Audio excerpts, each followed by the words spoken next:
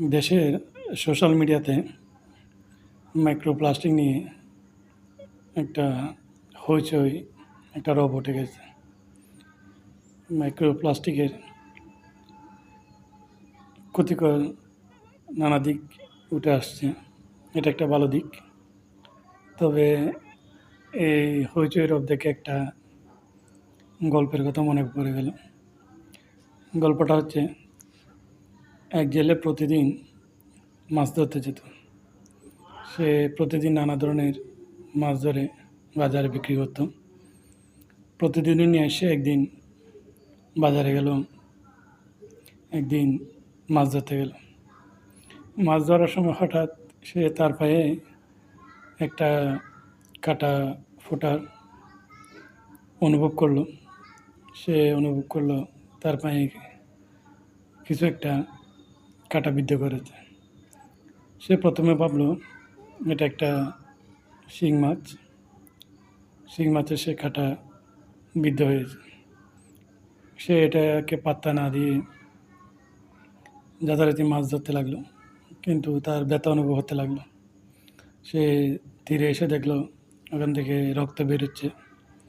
সে কিছু পাতা রস দিয়ে তার ব্যথা নিরাময় করার চেষ্টা করল।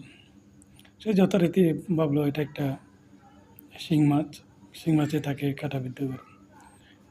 সে তার মাছগুলো নিয়ে বাজারে বিক্রি করে বাড়িতে ফিরে আসলো, কিন্তু তার ব্যথা কমতেছে না।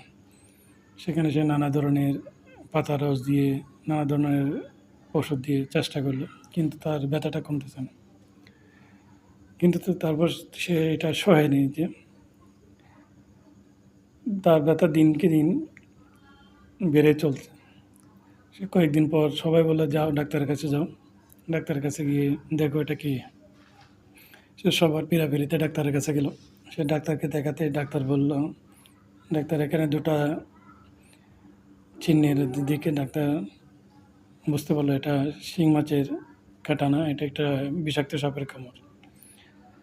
ডাক্তার তাকে বলল, ভয় পেও না, এটা তোমাকে একটা বিষাক্ত সাপে কামড় দিয়েছে, তাই তোমার এরকম ব্যথা অনুভব করতেছে। এই কথা শোনা মাত্র ওই ব্যক্তি ওখানে লুটিয়ে পড়ল। লুটিয়ে পড়ার কিছুক্ষণের মধ্যে সে মৃত্যুবরণ করল।